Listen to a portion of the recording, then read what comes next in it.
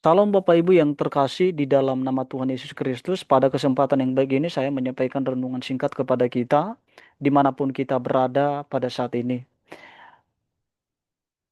Yang terambil dari Kejadian pasal 2 ayat 3 yang berbunyi demikian. Lalu Allah memberkati hari ketujuh itu dan menguduskannya, karena pada hari itulah ia berhenti dari segala pekerjaan penciptaan yang telah dibuatnya.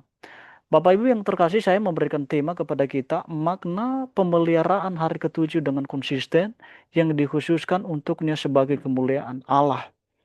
Bapak Ibu yang terkasih, sebelum kita masuk lebih dalam atau lebih lanjut kajian daripada teks Kejadian pasal 2 ayat 3, mari kita melihat sekilas dari pendahuluan mengenai tema yang barusan saya sampaikan kepada kita, Bapak Ibu.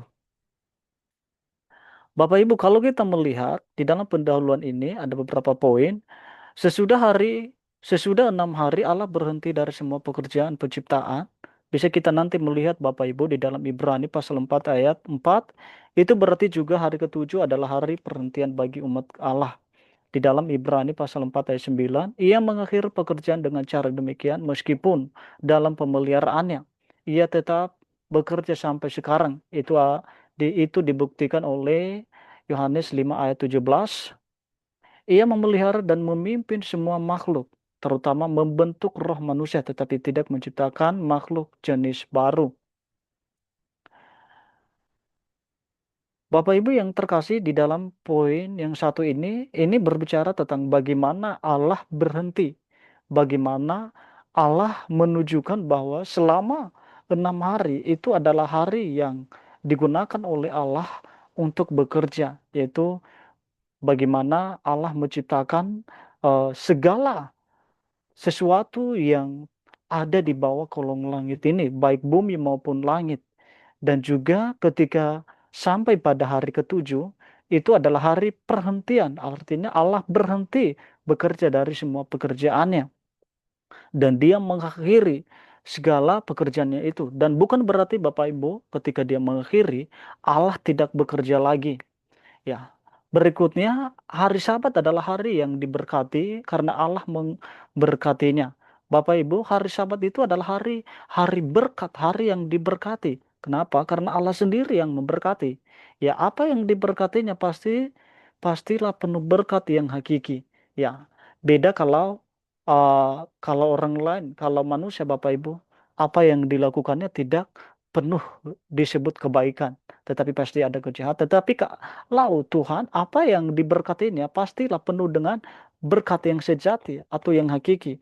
Allah menghormati hari itu dan menetapkan supaya kita memuji Dia pada hari itu. Ia juga berjanji untuk memenuhi dan memberkati kita pada hari itu. Ya, hari Sabat adalah hari yang kudus. Ya, ingat Bapak Ibu, hari Sabat adalah hari yang kudus sebab Allah telah menguduskannya. Bukan manusia yang menguduskan, tetapi Allah sendiri. Makanya dia disebut hari yang kudus, ya. Ia telah memisahkan dan membedakannya dengan hari-hari lain dalam sepekan dan telah mengkhususkan hari itu serta menyisihkannya bagi dirinya pelayanannya dan kehormatannya. Ya, itu adalah merupakan sebuah pelayanannya, sebagai sebuah, bisa dibilang sebagai kehormatan Tuhan, sebagai untuk Tuhan, untuk pelayanan Tuhan, ya. Dalam perjanjian baru, hari ketujuh adalah hari Minggu bagi umat Kristiani. Secara umum, hal juga ditekankan oleh Matius 16 ayat 9 bahwa hari ketujuh atau hari Minggu juga adalah hari kemenangan besar bagi umat Kristen terhadap maut, di mana pada hari itu Yesus telah bangkit dari antara orang-orang mati dan telah mengalahkan maut. Bisa nanti kita melihat di dalam 1 Korintus 15 ayat 55 sampai 57. Ya, ini menunjukkan juga Bapak Ibu bahwa hari Minggu itu adalah hari kemenangan bagi besar, hari kemenangan yang besar bagi umat Kristen. Hari hari hari di mana orang Kristen sedang mengalami sukacita besar. Ya, makanya hari Minggu atau hari Sabat itu adalah hari di mana kita sedang mengkhususkan hari itu kepada Tuhan untuk memuji dan memuliakan namanya. Bapak Ibu, mari kita melihat uh, kajian dari beberapa dari teks yang uh, ba- yang saya sampaikan kepada kita, ya. Mari kita melihat beberapa poin. Ada beberapa poin yang saya siapkan kepada kita. Poin pertama, Bapak Ibu,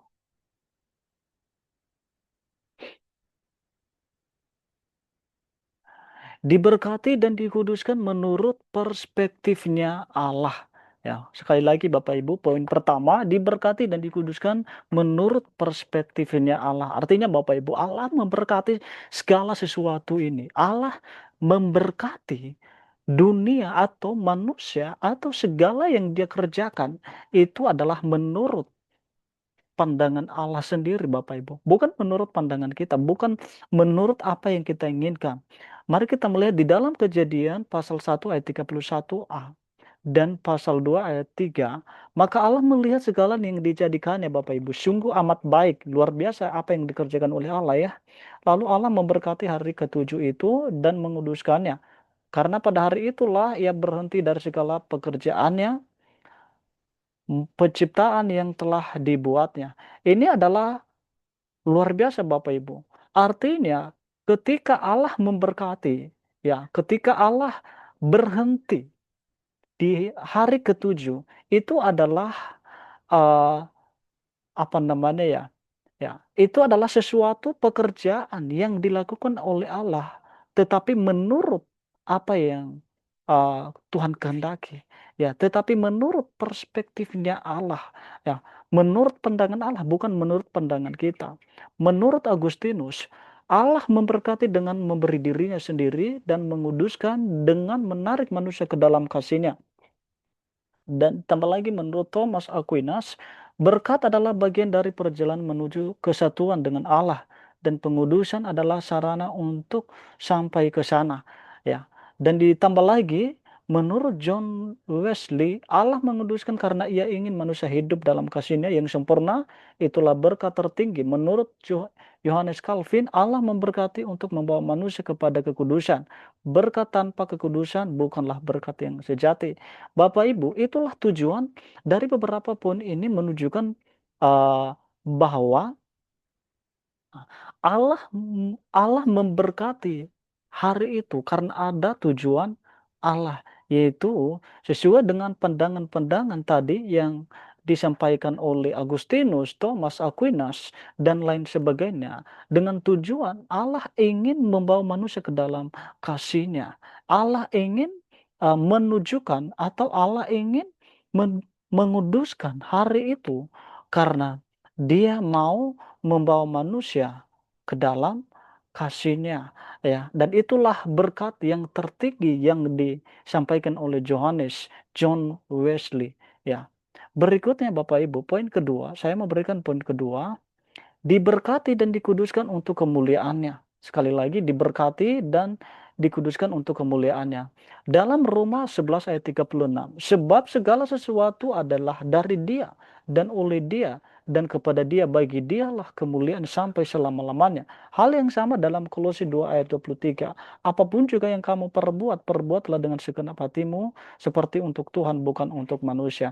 Bapak Ibu yang terkasih, hal ini ditegaskan bahwa segala sesuatu yang dikerjakan atau segala sesuatu yang kita kerjakan juga itu hanya bertujuan untuk kemuliaan Tuhan, Bapak Ibu. Demikian juga Allah ketika Dia memberkati segala sesuatu yang Dia kerjakan, itu dipergunakan, dimanfaatkan, itu bertujuan untuk memuliakan Dia, untuk kemuliaannya, bukan untuk kemuliaan manusia.